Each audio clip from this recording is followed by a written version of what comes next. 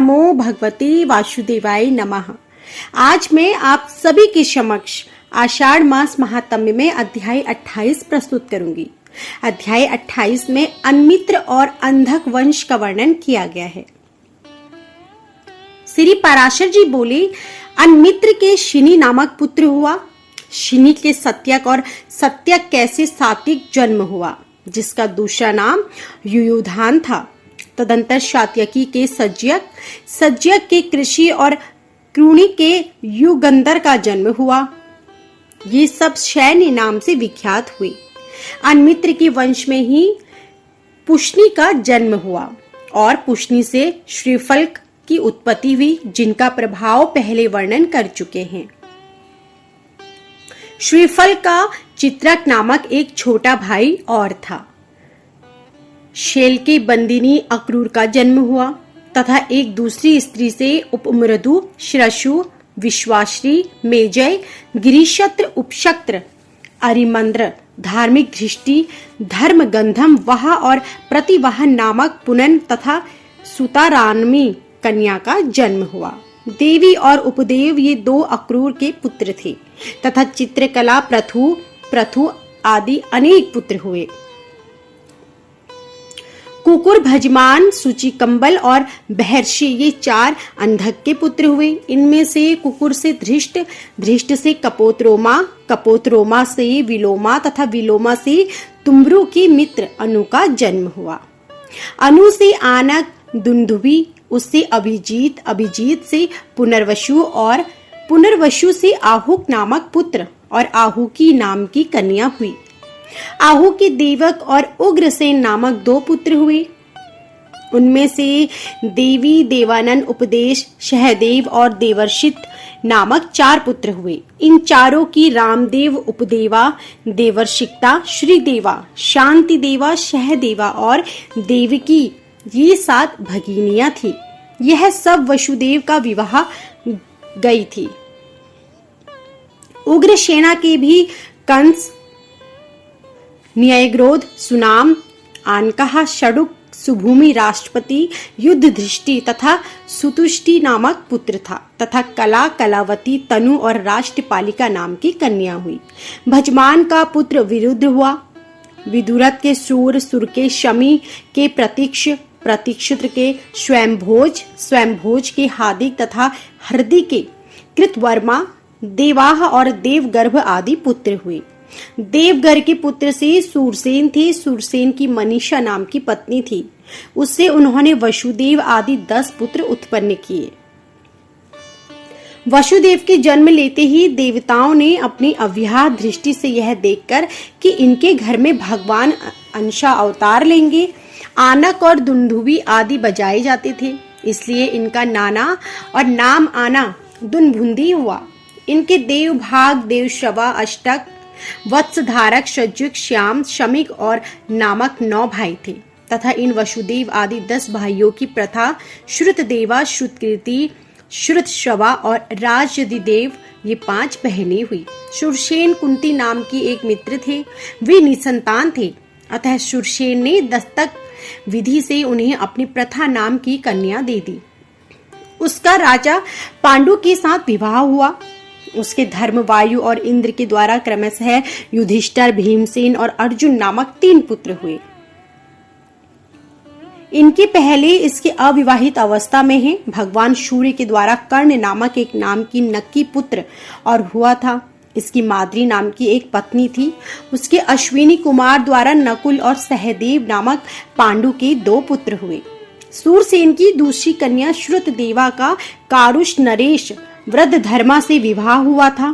उससे दंतवक्र नामक महादैत्य उत्पन्न हुआ। श्रुतकीर्ति को केकय राजा ने विवाह किया। उससे कैकेयी, नरेश के संदर आदि 5 पुत्र हुए। राजा आदि देवी से अविंत देशीय विंद और अनुविंद का जन्म हुआ। श्रुतश्रवा का तेजीराज धमधोष ने पानी ग्रहण किया। उससे शिशुपाल का जन्म हुआ और पूर्व जन्म में अतिशय पराक्रमी हिरण्यकश्यपु नामक दैत्यों का मूल पुरुष हुआ था, जिसे सकल लोक गुरु भगवान नरसिंह ने मारा था।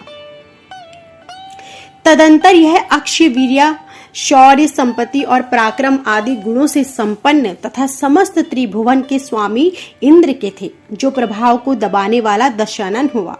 स्वयं भगवान के हाथ से ही मारे जाने की पुण्य से प्राप्त हुए नाना भोगों को वह बहुत समय तक भोगते हुए अंत में राघवपुरधारी भगवान के ही द्वारा मारा गया। इसके पीछे यह चेदिराज दमघोष नामक पुत्र शिशुपाल हुआ। शिशुपाल होने पर भी वह शिशुपाल होकर भी भूभार हरण के लिए अवतीर्ण हुए।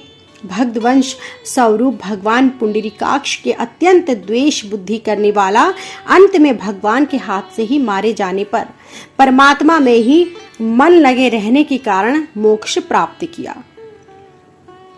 भगवान यदि प्रसन्न होते हैं तब जिस प्रकार फल देते हैं उसी प्रकार अप्रसन्न होकर मारने पर भी वे अनुपम दिव्य लोक की प्राप्ति कराते हैं।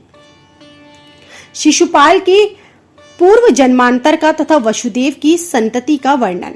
श्री मैत्रेय जी बोले, भगवान पूर्व जन्म में हिरण्यकश्यपु और रावण होने पर इस शिशुपाल ने भगवान विष्णु के द्वारा मारे जाने से देव दुर्लभ भोगों को प्राप्त किया। फिर इस जन्म में ही उनके द्वारा मारे जाने पर इसने सनातन पुरुष श्री हरि में सायुज्य मोक्ष कैसे प्राप्त किया। समस्त धर्मताओं में श्रेष्ठ मुनिवर, यह बात सुनने की मुझे बड़ी ही इच्छा है। अत्यंत कुतूहलवश होकर मैं आपसे यह प्रश्न किया है, इसका निवारण और निरूपण कीजिए। श्री पराशर जी बोले, प्रथम जन्म में दैत्यराज हिरण्यकश्यपु का वध करने के लिए संपूर्ण लोकों की उत्पत्ति, स्थिति और नाश करने वाले भगवान ने शरीर ग्रहण करते समय नरसिंह रूप प्रकट किया। उस समय हिरण्यकश्यप चित्त में यह भाव नहीं हुआ था कि ये विष्णु भगवान हैं। केवल इतना ही विचार हुआ कि यह निश्चित ही कोई पूर्ण समूह से उत्पन्न हुआ प्राणी है, रजोगुणी उत्सर्ग प्रेरित है और इसकी मूर्ति ईश्वश्री नामक का योग न होने से भगवान के द्वारा मारे जाने के कारण ही रावण का जन्म लेने पर उसने संपूर्ण त्रिलोकी में सर्वाधिक भोग संपत्ति की प्राप्ति की। इसी प्रकार रावण होने पर भी कामवश जानकी में चित्त लग जाने से भगवान दशरथ नंदन राम के द्वारा मारे जाने पर केवल उनके रूप का ही देन हुआ था। ऐसी शक्ति नहीं हुई, बल्कि मरते समय उनके अंतकरण में केवल मनुष्य बुद्धि ही रही। फिर भी अयुक्त के द्वारा मारे जाने के फल स्वरूप इसने संपूर्ण भूमंडल में प्रशंसित चेदिराज के कुल में शिशुपाल रूप से जन्म लेकर भी अक्षय ऐश्वर्य प्राप्त किया। उसका हृदय अनेक जन्मों के द्वेष से बंध युक्त था, अतः वह उनकी निंदा और तिरस्कार आदि करते हुए भगवान के संपूर्ण समय अनुसार लीलाकृत नामों का निरंतर उच्चारण करता था। जो उज्जवल पीताम्बर तथा निर्मल किरकिट, केरू, हार और कट आदि धारण किए हुए हैं तथा जिनकी लंबी लंबी 4 भुजाएं हैं और जो शंख, चक्र, गदा और पद्म धारण किए हैं, भगवान वह दिव्य रूप अत्यंत वैरानुबंध के कारण भ्रमण, भोज, स्नान, आसन और शयन आदि संपूर्ण अवस्था में कभी भी उसके चित्त से दूर नहीं होता। जिस समय वह अपने वध के लिए हाथ में धारण किए चक्र के उज्जवल किरण जाल से सुशोभित अक्ष तेज स्वरूप द्वेषी संपूर्ण दोषों से रहित ब्रह्म भूत भगवान को देख रहा था, उसी समय तुरंत भगवा चक्र से मारा गया। भगवत स्मरण के कारण संपूर्ण पाप राशि के दग्ध हो जाने से भगवान के द्वारा उसका अंत हुआ और वह उन्हीं में लीन हो गया। और इस प्रकार संपूर्ण रहस्य का मैंने तुमसे वर्णन किया है। अहो, ये भगवान तो द्वेषान अनुबंध के कारण भी कीर्तन और स्मरण करने से संपूर्ण देवता और असुरों को दुर्लभ परम फल देते हैं। फिर सम्यक भक्ति संपन्न पुरुषों की तो बात ही क्या है। आनक दुर्बुद्धि के देवती से कीर्तिमान सुषेम, यदाऊ, भद्रसेन, ऋतुसास तथा भद्रदेव नामक 6 पुत्र हुए। इन सबको कंस ने मार डाला था। पीछे भगवान की प्रेरणा से योग माया ने देवकी के 7वें गर्भ को आधी रात के समय खींचकर रोहिणी की कुक्षी में स्थापित कर दिया। तदंतर संपूर्ण संसार रूप महावृक्ष के फल स्वरूप भूत, भविष्य और वर्तमान कालीन संपूर्ण देव, असुर और मुनि जन की बुद्धि के अगमय तथा ब्रह्मा और अग्नि आदि देवताओं द्वारा प्रणाम करके भूभार हरण के लिए प्रसन्न किए गए। गर्भ से अवतार लिया तथा उन्हीं की कृपा से बड़ी हुई महिमा वाली योग निद्रा भी नंद गोप की पत्नी यशोदा के गर्भ में स्थित हुई। उन कमल नयन भगवान के प्रकट होने पर यह संपूर्ण जगत प्रसन्न हुए। सूर्य, चंद्र आदि ग्रहों से संपन्न, सर्प आदि के भय से शून्य, अधर्म आदि से रहित तथा स्वस्थ चित्त हो गया। उन्होंने प्रकट होकर इस संपूर्ण संसार को सन्मार्ग अवलंबी कर दिया। इस मृत्यु लोक में अवतीर्ण हुए भगवान की 16,101 रानियां थी। उनमें रुक्मणी, सत्यभामा, जामवती और चादुहासिनी आदि 8 मुख्य थी। अनादि भगवान अखिल मूर्ति ने 1,80,000 पुत्र उत्पन्न किए। इनमें से प्रद्युमन, चारुद्वेष और सांब आदि 13 पुत्र प्रधान थे। उससे अनिरुद्ध का जन्म हुआ और रुक्मणी से विवाह किया तथा अनिरुद्ध को जन्म दिया। अनिरुद्ध ने भी रुक्मणी की पुत्री सुभद्रा से विवाह किया। व्रज का पुत्र प्रतिबाहु तथा प्रतिबाहु का सुचारु था। इस प्रकार सैकड़ों हजारों पुरुषों की संख्या यदुकुल की संतानों की गणना 100 वर्ष में भी नहीं की जा सकती। जो ग्रहकारी यादव कुमार को धनु विद्या की शिक्षा देने में तत्पर थे, उनकी संख्या 3,88,00,000 थी। फिर उन महात्मा यादव की गणना तो कर ही कौन सकता है, जहां लाखों करोड़ों के साथ सर्वदा यदुराज उग्रसेन रहते थे।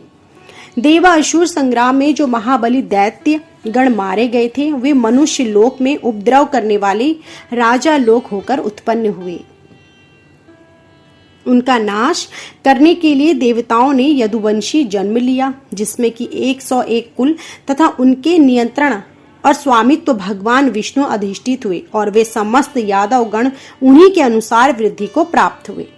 इस प्रकार जो पुरुष इस वृषवंशी की उत्पत्ति के विवरण को सुनता है, वह संपूर्ण पापों से मुक्त होकर विष्णु लोक को प्राप्त कर लेता है। तो यह थी हमारी आज की संपूर्ण अध्याय। यदि आपको हमारी यह अध्याय पसंद आई हो तो वीडियो को लाइक करना ना भूलें और कमेंट बॉक्स में जय श्री हरि लिखें।